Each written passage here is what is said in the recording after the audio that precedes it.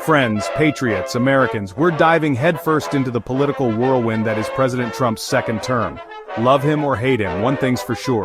Donald J. Trump doesn't shy away from a fight. From day one, he's been tackling what he sees as the biggest threats to our nation: immigration, security, globalism. The mainstream media calls these moves divisive, authoritarian, but we're here to cut through the noise and expose the truth. So buckle up, folks, because we're about to embark on a wild ride through the defining moments of Trump's second term. President Trump wasted no time in tackling what he sees as a crisis on our southern border, declaring a national emergency. Drugs, crime, and even terrorists are pouring across our borders, putting American lives at risk. President Trump's message is clear: America first. The president didn't stop at just declaring an emergency. He ordered the military to secure our borders. The radical left screams about militarization, but what about the rights of law-abiding Americans to live in safety? The mainstream media shows tear-jerking images, but not the American families torn apart by drug violence and gangs. President Trump sees the real cost of open borders and is taking action. President Trump is taking direct aim at birthright citizenship, calling it a magnet for illegal immigration.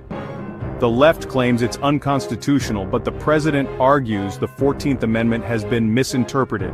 He vows to end it, setting the stage for a major legal battle. This is about protecting American sovereignty, plain and simple. President Trump has designated certain drug cartels and criminal gangs as foreign terrorist organizations. We're talking MS-13, a brutal gang known for its horrific violence and drug trafficking.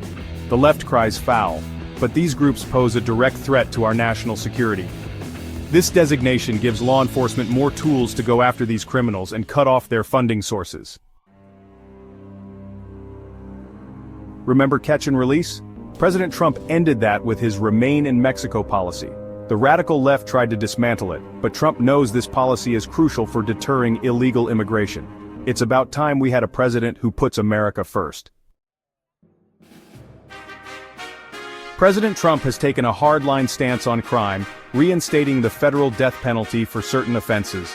The liberal media calls it inhumane, but what about the victims and their families? Trump believes justice demands consequences, sending a clear message: commit heinous crimes, face the fullest extent of the law.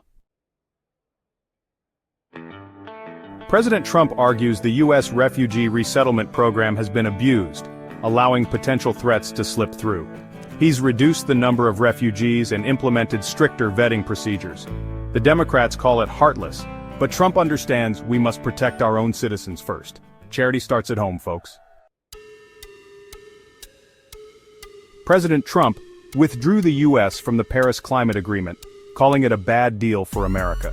The radical left is up in arms, but Trump is standing firm, putting America first. Economic prosperity and energy independence are essential for our national security.